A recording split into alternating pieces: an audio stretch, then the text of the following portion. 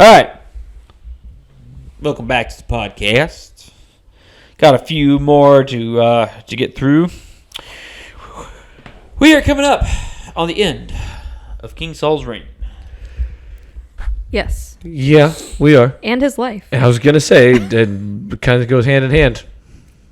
Yeah, they do. He didn't. He did not retire. No. He was retired. Yes. Does any king retire, though? Now they just go out to pasture. Yeah, I was saying, I don't think you could get to decide, you know what, I'm done being Especially king. in the case of Nebuchadnezzar. Literally. Literally was in the pasture. It's fair. Eating the grass. Fair. Yeah, so we've got David. He's got a few more things he's going to be doing before he takes over being the king of Jerusalem or Israel. And I think you do need to put it into perspective that, you know, in my mind I have this huge kingdom set up. But that's really not true. David really, when he takes over, he has to build Israel from the ground up. He's the one that puts Jerusalem on the map. Mm-hmm. I mean, that was his city. So it's not like he walked in and, oh, hey, look, I got a nice palace. No. Yeah, no. He had to start from ground zero and build it up. Because Saul started it, but he was the first king, so he didn't have. Yeah. Well, he had to put like policies in place. Yeah. He had to build all that infrastructure. It takes a long time to start a nation. It is. Yep. That's why nobody does it anymore. That's why it's too much work. It is too much work. All right, but here we go. We got David and his men. They reached Ziklag on the third day. Once they got there, they realized that it had been raided. And Ziklag at this point was kind of David's home base. That's where he was kind of operating out of. So they realize they've got a problem. Everybody, both young and old, they're all gone. David's 2 wives, they took them with them. Kids gone, cattle gone. It don't matter, whatever it is, they can take anything that was left in Ziklag was gone when David and his boys got back. Yeah. Mm-hmm. Mm-hmm.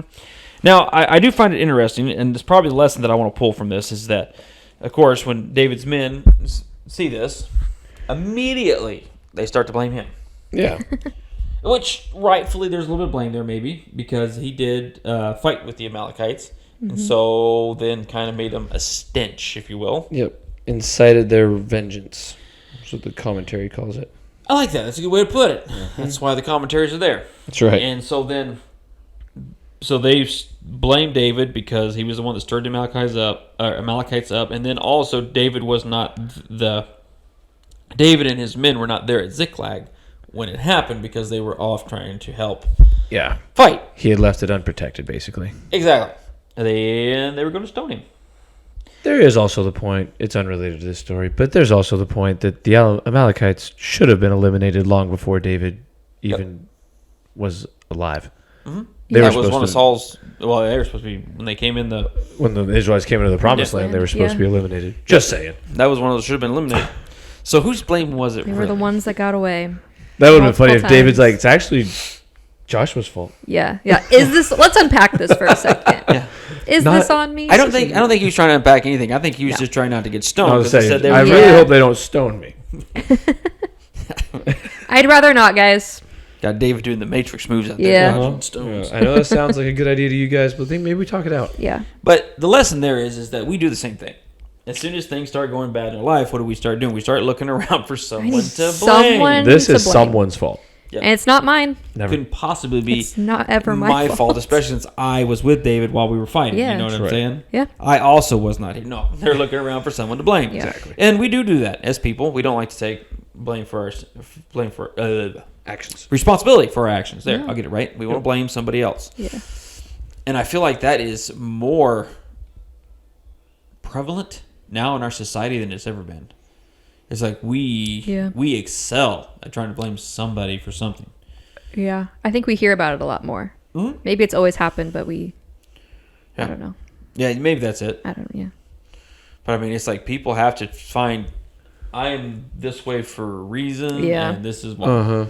Yeah. Which I get sometimes it's true. Mm-hmm. Sometimes it's true. I'm not saying that. Right. But other times it's like we don't want to take responsibility for our actions. And sometimes we have to. You know, especially as Christians, we need to take responsibility for our actions. Yeah, especially if you're making poor decisions, and you're going to reap what you sow. Mm-hmm. But the story doesn't end there. Nope. No. David managed to swing him back to his side, and they go hunting. Well, I do. I also like the one thing where it talks about how everybody was just so exhausted Oh yeah. that they couldn't do anything. They Which just they hold on wept. to that little piece of information because that's going to come back at the Exactly. end. That's why I want to throw that in there. So he had 600 men Yep. that went with him. He lost 200 a part of the way down because they were so exhausted. And then they ran into an Egyptian slave that told them where the Amalekites were. David used that information, tracks down the Amalekites, and they basically wipe them out, all except for a few that escaped on a camel. Yep. I guess camels are fast. They're very fast. How And fast? so, I don't know. I've never ridden a How camel. fast? Could Could they beat a horse? No. Oh, okay. No, camel. Like hold they're on. fast, but not that fast. Yeah, I mean, I think it runs like 20 miles an hour. That's pretty fast. Yeah. Yeah. Hold on. And How so, fast does a horse run?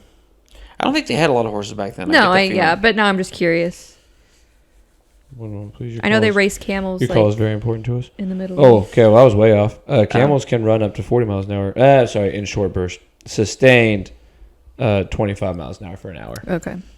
But They're sprinters. They're I was not gonna long say, distance runners. because so they can go 40 miles an hour in short sprints, and they can maintain a speed of 25 miles an hour for about an hour. So now how fast does a horse go? Yeah, how about a horse? Hold on, please. Your call is very important to us. Because I don't think they can run for an hour. A horse? Yeah. Well, you could, just not it. depends how in shape they are. Right. So But that's true about You know? anything and Well, everybody. yeah, I mean that's So with horse, there's a lot more to it, obviously, because you have so many different breeds of horses.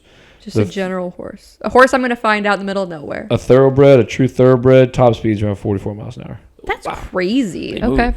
An American quarter horse, which is the ones that are bred for racing and stuff like that, Okay. those reach up to 55 miles an hour. That's insane. That's a fast moving. That's why I we never still. thought a horse would run that fast. That's why we still talk about horsepower in vehicles, because Yeah. it's They legit. have some power.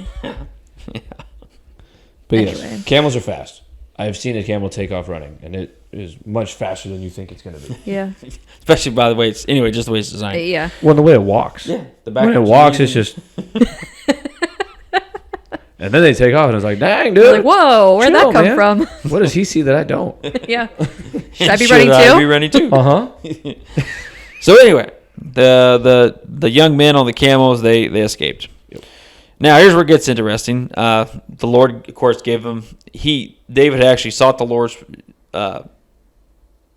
permission, I guess, to go to attack the Amalekites, and he said yes, of course. So then the Lord, of course, hands the Amalekites into David's hand. Which is a very smart move by David. Yes, absolutely. Check with God. Yeah. Hey, God, am I supposed to go get these guys? Yeah. Yeah. Oh, okay, good. Just making sure. Yep. Make Just sure wanted- you're on my side. Yep. Make sure, yeah. I don't want to go into some fight and you're not on my side. Yep. Yeah. No. So the amazing part was they got it all back. Everything that the Amalekites stole, not a thing was lost. Yep. David got his wives back. Plural. Yeah. All the flocks and herds. Mm-hmm. All of it. And this is where it gets interesting, though, because as they're coming back with all of this stuff, they run back into the 200 men that were not in shape enough to keep up. Yeah. And they want their share of the loot. And the guys who fought were like, excuse no. you? That's ours. I'm sorry. I didn't see you there. Yeah. Were you there? Yeah. Did you do anything like this? Yeah. Were you in the fight or no? We're- No? Okay. You stayed I here? mean, they gave them back their families. I mean, they did that much, but that was all they were going to get. Yep. But David steps in. Yeah, David says, "Don't do this, don't do this," and so they didn't, and they were able to to get it all set back up, and everything went back to normal. Mm-hmm. We're all friends here. Mm-hmm. Aren't you glad you didn't stone me? Uh-huh. Yeah. I wonder if that's what David was telling him. Looks around. A thanks would be in order. Yeah. Yep.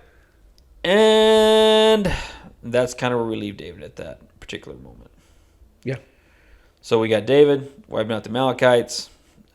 Just some interesting things in there about casting blame. And then we do the same thing, just like the men did when they come back. Yeah. We become selfish just like Yeah. that. You know what I'm saying? Oh, yeah. Excuse me, I worked hard for this. Why I would should you also get like any? my stuff. Yeah. And Yeah. you didn't do anything, so why should I give you anything? Yeah. I mean, Or I'm the one staying back and like, no, I still want my share of that. but granted, I might Yeah. have felt a little different about it, knowing because of the way David did it, that the Lord gave him into my hands. It's like Sure. I wouldn't be as stingy then. Yeah. Mm-hmm. Yeah. Yeah. Fair. That's fair.